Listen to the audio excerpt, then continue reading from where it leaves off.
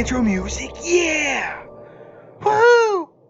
All right, I want to talk today about the ship parts converter, and I waited a while to do this. In fact, you were probably wondering when I did my video about the new updates to the faction, why when I was going through the list did I not talk about the ship converter and also about both sections. So you have the refinery overhaul for ship parts, and then you also have the shadow market. Well, I wanted to make our own video for this, and there are pros and cons to this method. Ultimately, yes, I think it's a good addition to the game.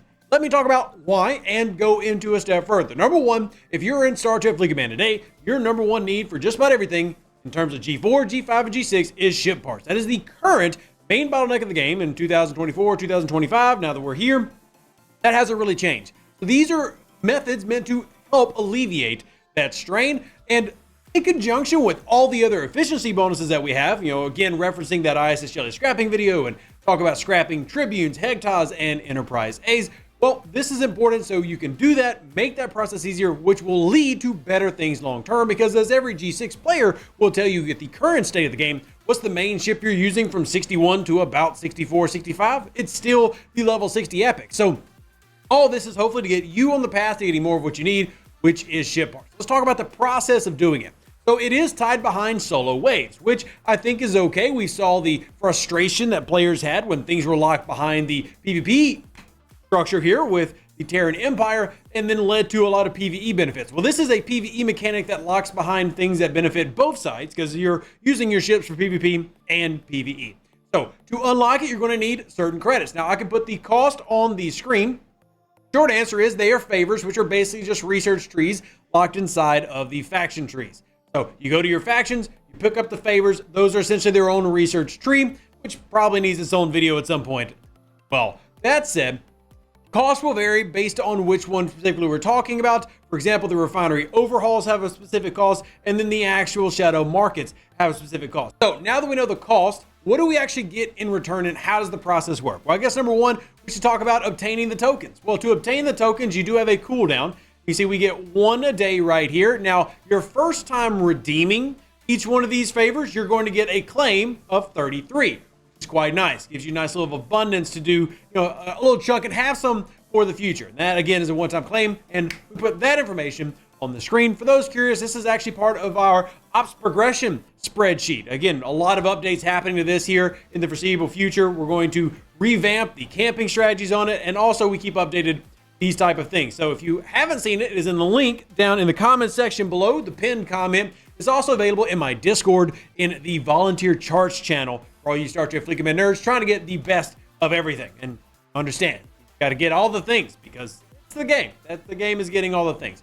So let's hop on over to our refinery and talk about what we get from this. I'm going to be focusing on the shadow market. I'll make a note about the other side here in a second. But the shadow market is similar to what you saw from the materials converter. It's the same basic idea. We're going to come in here and convert items. So we can convert same to same, as in we can go up, down, and around, or we can convert into different items. So they will be grayed out if you have not yet obtained them. And as you scroll further down the list, you get the ones that we're swapping from one part to another. For me personally, I'm going to be swapping a lot of things for here, for example, where I'm going from uncommon to uncommon, but getting rid of a lot of my survey parts because I don't need a lot of them, yet I have a lot of them, just given how things pay out through battle passes and events and things of that nature. But you also have the rares, which is where the biggest bottleneck for many people ends up being. For example, I've got this one taking to my interceptors because I want to prepare for the Rotaran. So how much is that going to cost me? One token will give me that straight conversion,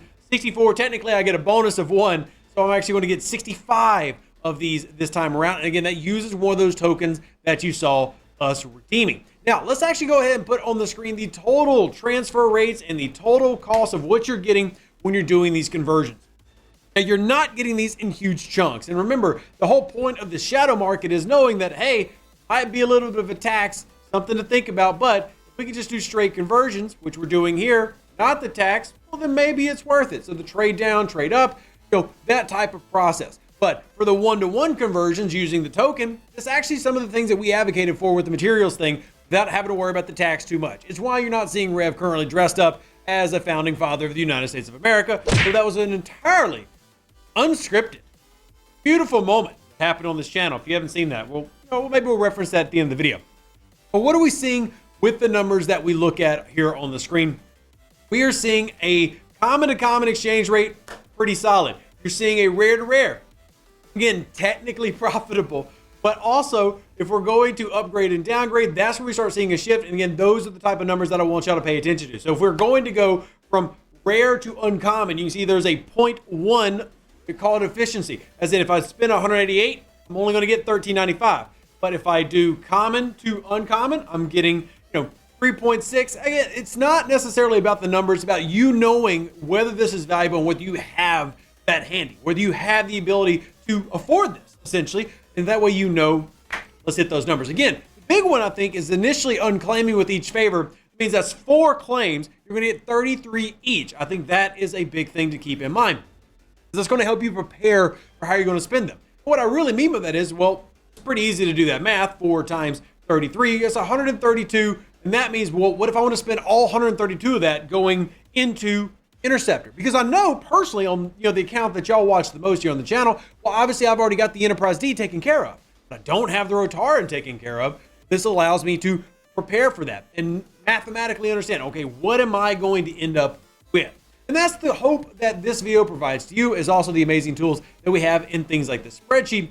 Take advantage of the ship converter. Now, real quick, I want to talk about what is also very valuable. Back out of this real quick. What to me is one of the more valuable things in this, and again, I'm decided to make them their own video. So don't think that this entire time I was trying to lead y'all to this not valuable, but I think it justifiably needs to be talked about individually. So we just looked at the shadow market, how it works. Let's talk about the refinery overhaul. This is another thing that I think is incredibly important for you to go and pick up. So for example, increases base G4 through G6 ship parts based on exchanging broken ship parts by 100%. So what is this doing? This is doing the same thing that we saw with the materials, where we're actually improving the loot table itself, as in giving you more. Now, this does not have all the other background things that you necessarily need to focus on, like the converter does, right? The shadow market, you do need to remember the math and where you're finding the true value versus where things aren't worth spending those daily tokens that you redeem. Because again, there's a finite number. In a single year, you can only bring 365. Not counting the ones you get from the favor. So there's a limit to how much you can make from the conversion. But if you're improving the refinery, then you're just actually improving the loot table itself, where you're getting more. Yes, you're still relying on the RNG, but you're guaranteed to be making more just from day one. So 2 things of drastic importance here for you to consider for your personal account.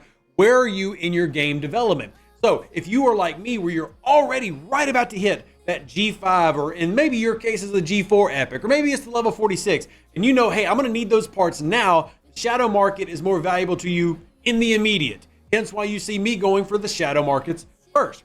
However, if let's just say you're a player getting into G4, right? The one that's more important for you, you're not preparing to do this big paying into these ships. Then you really want to take a look at going first after the refinery overhaul. Both of these sections are very, very nice answers to a overwhelming problem in many ways, which is ship parts, which is something that persists in 3 G levels in the game today. So G4, G5, G6 all have the same issue, and it's generally rare parts more than anything.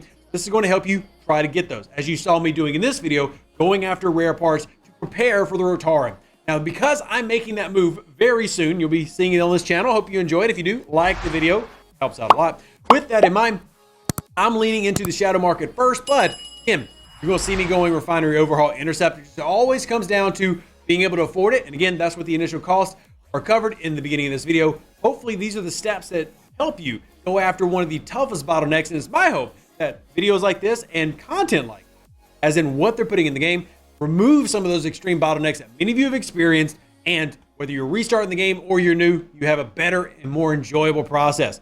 Hope you enjoyed this video. If you did, like I said, like it, leave a comment down below of what you think. Live long and plunder. Stay safe for the Space Cowboys. Deuces, that's me. Appreciate every single one of you for helping make this content what it is. Catch you in the next video. I would like to request to Scopely to add more Klingons to the game. That is what I was told to do, and so I am doing it. Which, is not maybe the best thing as a leader to just do what you're told, but it seems like a good request to make. To add more Klingons. Everything is better with Klingons, am I right? I am right, because I'm a Klingon. Klingon mach tach judge! We are Klingons. Let it remain. All right. Laurel's on a roll today. She's very excited.